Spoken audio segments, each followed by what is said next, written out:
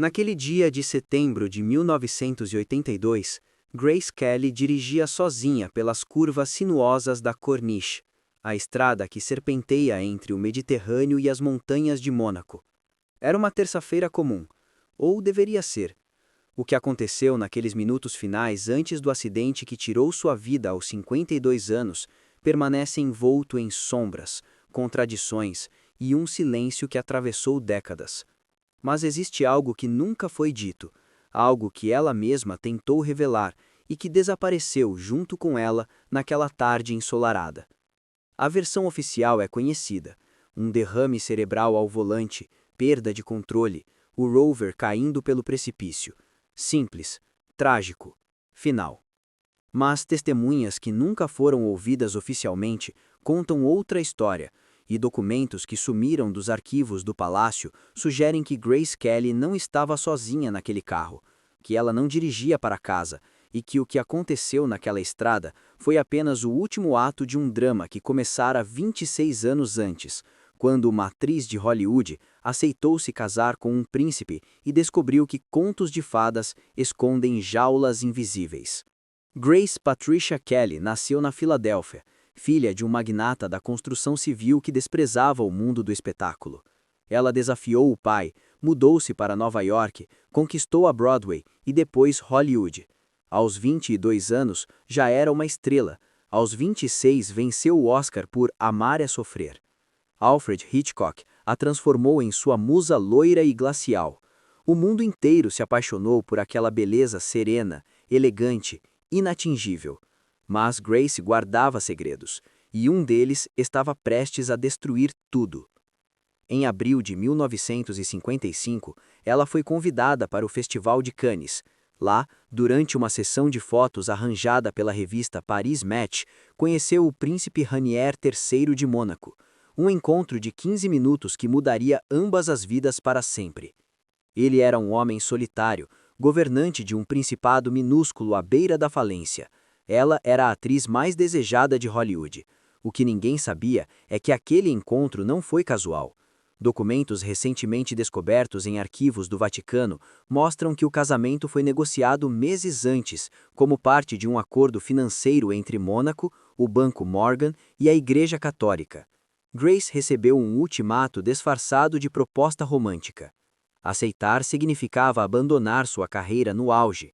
Recusar significava expor um escândalo que arruinaria sua família, porque Grace Kelly estava grávida, e o pai não era Rainier. O nome dele nunca apareceu em nenhum documento oficial, mas cartas interceptadas pela inteligência francesa em 1956 revelam que Grace mantinha um relacionamento secreto com um diretor de cinema casado, um homem poderoso em Hollywood que jamais poderia assumir publicamente aquela paternidade. Quando a gravidez foi descoberta, ele desapareceu, e Grace foi oferecida como moeda de troca em uma negociação que salvaria Mônaco da bancarrota e preservaria a reputação da família Kelly. O dote que seu pai pagou foi de $2 milhões, um preço alto para comprar silêncio e respeitabilidade. Grace perdeu o bebê 3 semanas antes do casamento, oficialmente por estresse. Na realidade, segundo a enfermeira que a atendeu e que deu um depoimento anônimo em 1987, por uma intervenção médica discreta realizada em uma clínica suíça. A enfermeira desapareceu logo depois, nunca mais foi encontrada. O casamento aconteceu em abril de 1956. Foi transmitido para 30 milhões de pessoas. Grace chorou durante a cerimônia. Todos pensaram que era emoção, mas fotografias ampliadas mostram algo diferente em seus olhos. Medo, resignação, a expressão de alguém que acaba de assinar sua própria sentença. Os primeiros anos foram suportáveis. Grace cumpriu seu papel. Teve 3 filhos, sorriu para as câmeras, participou de eventos benéficos, tornou-se a princesa perfeita. Mas por trás das paredes do palácio, algo estava se desfazendo. Rainier era frio, controlador, obcecado por manter a imagem pública impecável. Grace não podia sair sozinha, não podia receber visitas sem supervisão, não podia falar livremente ao telefone. Cada carta que enviava era lida, cada movimento vigiado. Em 1962, Alfred Hitchcock lhe ofereceu o papel principal em Marnie, Confissões de uma Ladra. Grace aceitou. Começou os ensaios, mas Ranier e o Conselho do Principado proibiram. A polêmica foi silenciada rapidamente. Grace nunca mais mencionou o assunto publicamente, mas em uma carta enviada a uma atriz aderte, descoberta em 2004, ela escreveu: "Eu morri naquele dia. O que anda por aí agora é apenas uma boneca vestida de princesa." Então, pause por um segundo e pense: você abriria mão de tudo o que ama, de tudo que te define, para viver uma mentira dourada, para sorrir enquanto se apaga por dentro? Grace Kelly fez essa escolha, ou será que nunca houve escolha? Os anos 70 trouxeram mudanças. Os filhos cresceram. Grace começou a participar de projetos culturais, tentou organizar festivais de poesia, apoiou artistas. Mas cada tentativa de autonomia era sutilmente sabotada. Ranier temia que Grace recuperasse sua influência própria, e havia outro motivo. Grace estava começando a falar demais. Em 1976, durante um jantar privado com jornalistas americanos, Grace bebeu além da conta e mencionou arquivos que ninguém deveria ver. Essa frase foi cortada da reportagem publicada, mas um dos jornalistas manteve suas anotações. Nelas, ele registrou que Grace falou sobre documentos bancários, acordos assinados antes do casamento, transações envolvendo a igreja e bancos suíços. Ela foi interrompida por um assessor do palácio. A entrevista terminou abruptamente. Ranier começou a afastá-la das decisões oficiais. Grace mergulhou em depressão. Passou a tomar medicamentos controlados, ganhou peso. As fotos daquela época mostram uma mulher apagada, envelhecida precocemente, com olhares vazios. Mas em 1981, algo mudou. Grace emagreceu, voltou a se arrumar, começou a sair sozinha para caminhadas e iniciou uma série de encontros secretos com um advogado francês especializado em direito internacional. O que ela queria? Divórcio? Revelações públicas? Vingança? Ninguém sabe ao certo, mas documentos do advogado, obtidos por um investigador independente em 1998, mostram que Grace estava reunindo provas para processar o Vaticano e o governo de Mônaco por coerção, fraude matrimonial e enriquecimento ilícito. Ela tinha cópias de contratos, tinha gravações, tinha nomes. E então, em setembro de 1982, ela morreu. A versão oficial nunca convenceu quem estava próximo. O carro saiu da estrada em uma curva que Grace conhecia de memória. Ela dirigira aquele trajeto centenas de vezes. O laudo médico apontou derrame, mas a autópsia completa nunca foi divulgada. Testemunhas afirmaram ter visto outro veículo próximo ao Rover momentos antes do acidente.